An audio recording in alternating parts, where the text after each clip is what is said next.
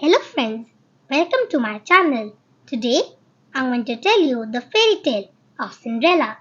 Once upon a time, a girl named Cinderella lived with her stepmother and two stepsisters. Poor Cinderella had to work hard all day long so the others could take rest. It was she who had to wake up each morning when it was still dark and cold to start the fire. It was she who cooked the meals. It was she who kept the fire going.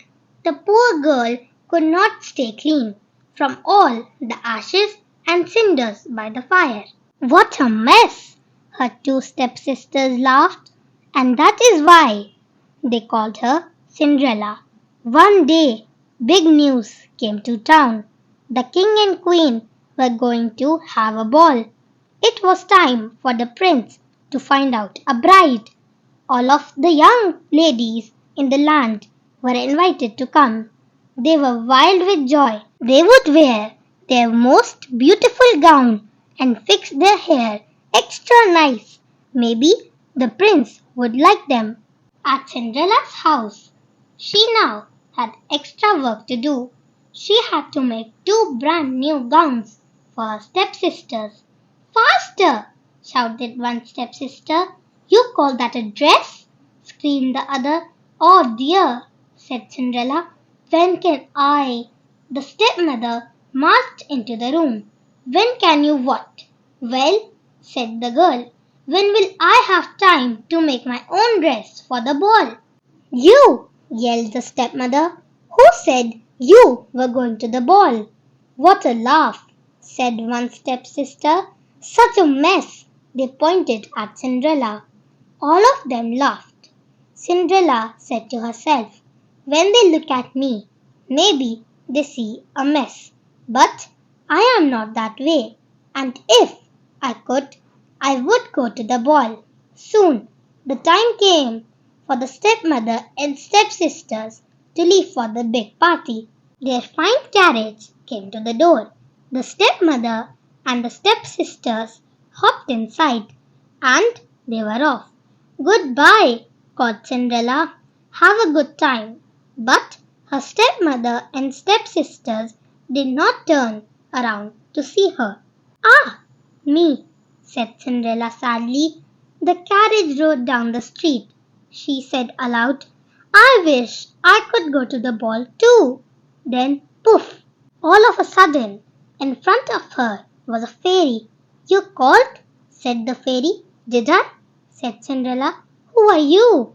Why, your fairy godmother. Of course. I know your wish, and I have come to grant it. But, said Cinderella, my wish is impossible. Excuse me, said the fairy godmother in a huff.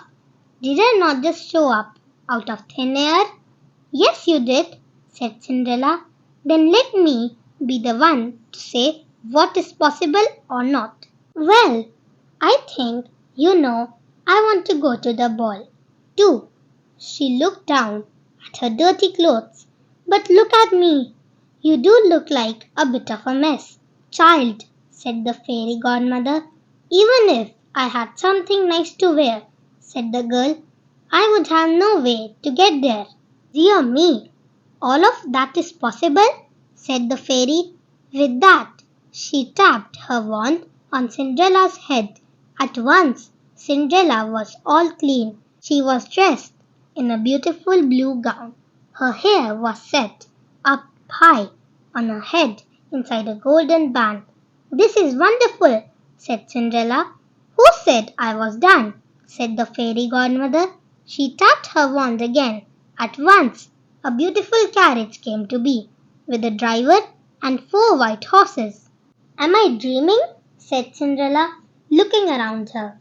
It is as real can be, said the fairy godmother.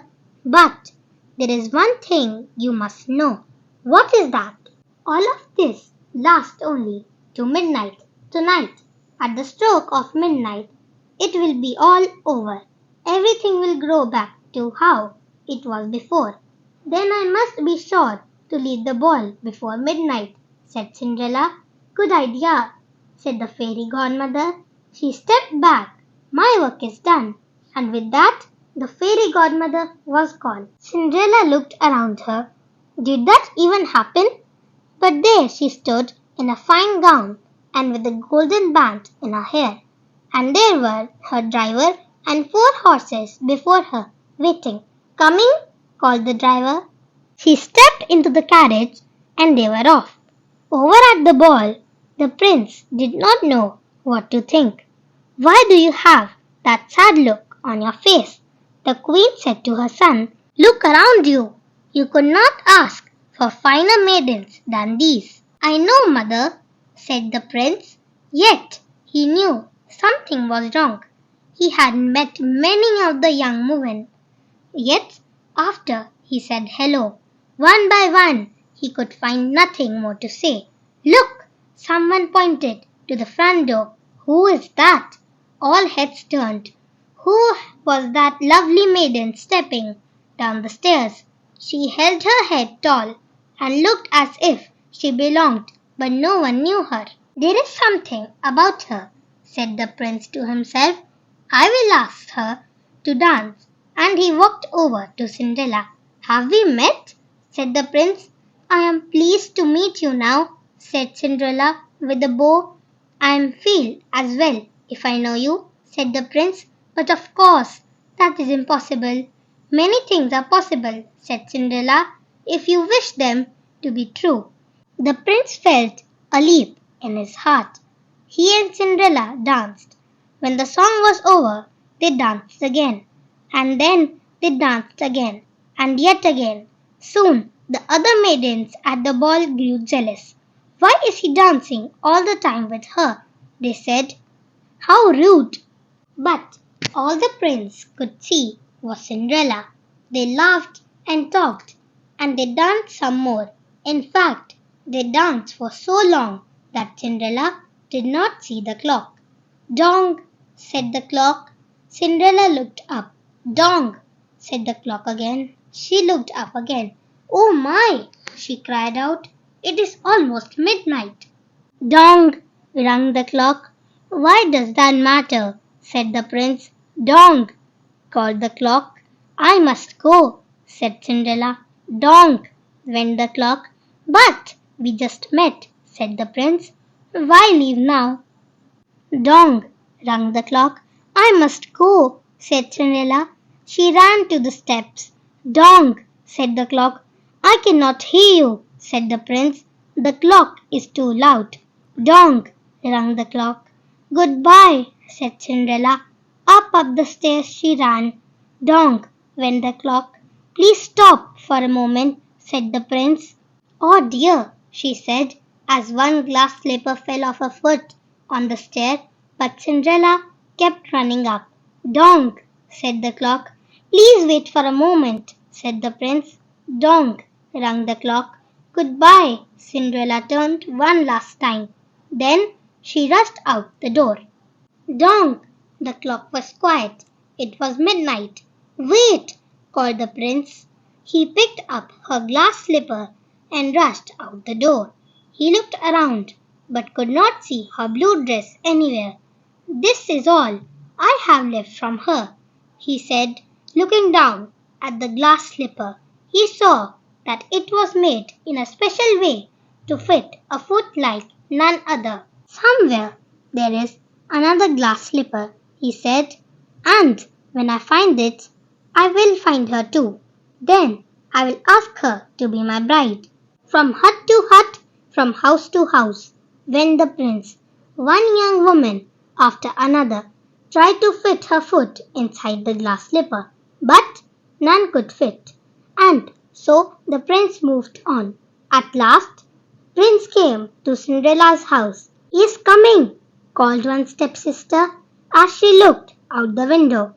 At the door, screamed the other stepsister. Quick, yelled the stepmother, get ready. One of you must be the one to fit your foot in that slipper, no matter what. The prince knocked. The stepmother flew open the door. Come in, she said. I have two lovely daughters for you to see. The first stepsister tried to place her foot in the glass slipper. She tried hard, but it just would not fit. Then the second stepsister tried to fit her foot inside. She tried and tried with all her might, too, but no dice. Are there no other young women in this house? Said the prince. None, said the stepmother. Then I must go, said the prince. Maybe there is one more, said Cinderella, stepping into the room. I thought you said there were no other young women here, said the prince. None who matter, said the stepmother in a hiss. Come here, said the prince. Cinderella stepped up to him. The prince got down on one knee and tried the glass slipper on her foot. It fit perfectly. Then, from her pocket, Cinderella took out something. It was the other glass slipper. I knew it, he cried. You are the one. What?